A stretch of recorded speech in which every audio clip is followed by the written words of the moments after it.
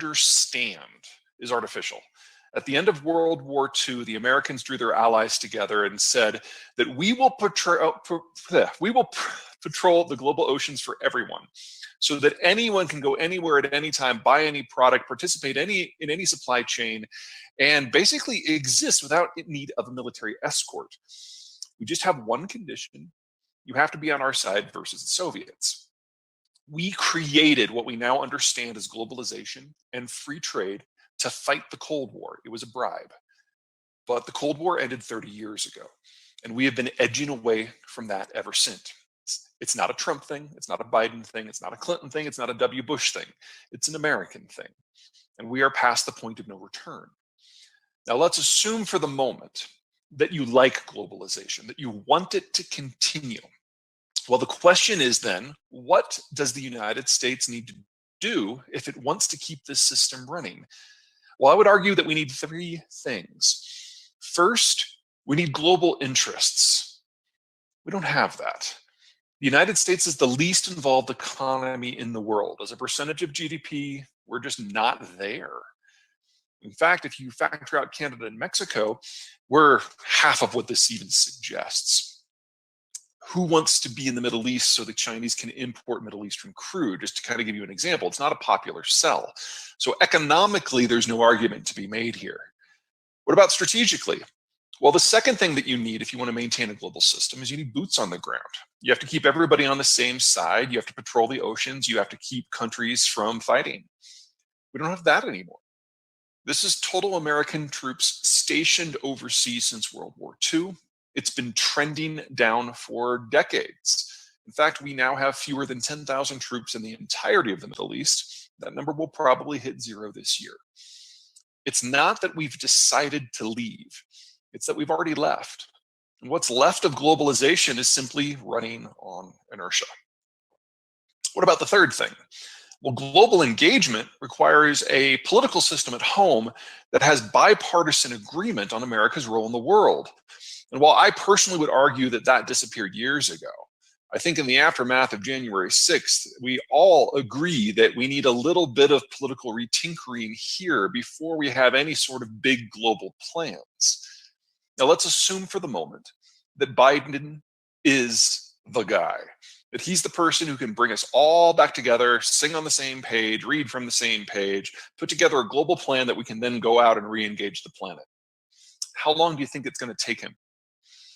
A month? His whole term? More time than he has left? Folks, this is a decade transition sort of stuff, and we haven't even started that process. So the United States, regardless of intent, is utterly incapable of preserving a global norm. That's the strategic side. That's the political side. Let's talk about the numbers. Let's talk about the economic side. Let's talk about demographics. What we've got here is a standard demographic profile. Children on the bottom, young adults, mature adults, retirees at the top, men on one side, women on the other. Mortality tends to build it into a pyramid. Now, when we look at something like Mexico, American business leaders and American political leaders really like what they see, because whenever there's a bulge in the population structure, roughly below age 40, it's all about the spending on kids, on cars, on college, on homes. This is what drives most modern economies, the economic activity of the young. Now, this also is very complementary to the American political system and the American economic system. I mean, just think about the mechanics of this. When you're under 40, you're relatively new at your job. Your value add is not very high. Well, that means that the Mexicans are good at low and mid-scale manufacturing and assembly. That's not what the American workforce does. We do the high end. We do the design. So the propensity for integration between those two systems is massive. In addition, all those young Mexicans buy a lot of products. Most of those products come from the United States. Mexico became our top trading partner in calendar year 2019. They're kind of duking it out with the Canadians and the Chinese to maintain that position, but I have no doubt for the rest of our lives, the Mexicans are going to be at the top. This is a partner. This is not. The Koreans had a baby bust 50 years ago, and they never recovered. Now, they've got a lot of workers who are above age 40, in fact, in their late 50s, early 60s, folks who have been doing what they do literally for decades, very experienced, very high value added, going head to head with the American worker. We will never have a trade surplus with a country like Korea because there just aren't enough young Koreans to purchase the stuff that their workforce produces. It has to be exported, and a lot comes here. Now, from roughly 1980 to 2015, the world was at this wonderful demographic moment. All of the world's economies were either consumption-led like Mexico today, or export-led like Korea today.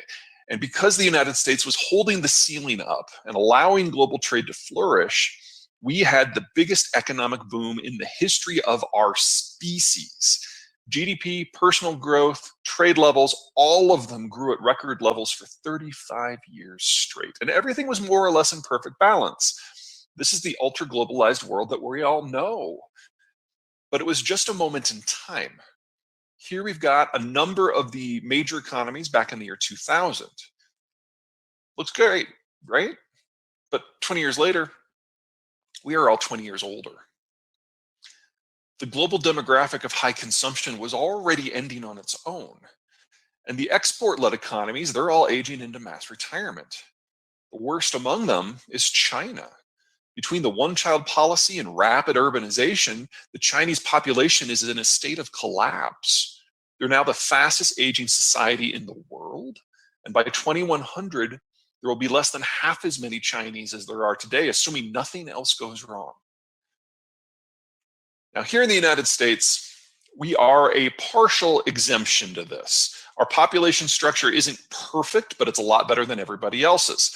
And it's largely better because of this specific generation, the baby boomers. Now, in some ways, America's baby boomers are just like everybody else's, and almost every country in the world has a baby boomer cadre for the same reasons. World War II ended, the soldiers came home, they got on with their lives, and they had a lot of kids at the same time that cities really got big with suburbs. In that, the boomers do not stand out. Also, the boomers are aging into mass retirement on the same schedule as everybody else, and that's changing the capital structure. So think about how you invest your money personally. When you're 35, you put a very small sliver of a small income away for the future. When you're 55, it's a big fat wedge of a much larger income. And when you're 64 3/4, every dime you can spare, you put into your retirement account. As you age, the velocity of money increases, the volume of money increases, everything that you contribute to the system increases. But then the day after you retire, you never add to it again. In fact, you liquidate your stocks and your bonds, and you put it into things like T-bills and cash because you can't take the volatility. So we get this accelerating, steepening curve of capital availability, and then it just falls off a cliff. Writ large, the baby boomers globally retire next year. We're only a year away now. That cliff is just in front of us. Now, in all of that, the baby boomers are the same. American boomers, Canadian boomers, German boomers, Japanese boomers, they all pretty much retire at the same time because they were all born at the same time. But our boomers, America's boomers, did one thing different. They had kids. And say what you will about the American millennial generation, and there's so much we can say about the American millennial generation. They've got one thing going for them that most of their cohorts around the world don't. They exist, and they're providing consumption to the system now, and they will be providing investment in the future.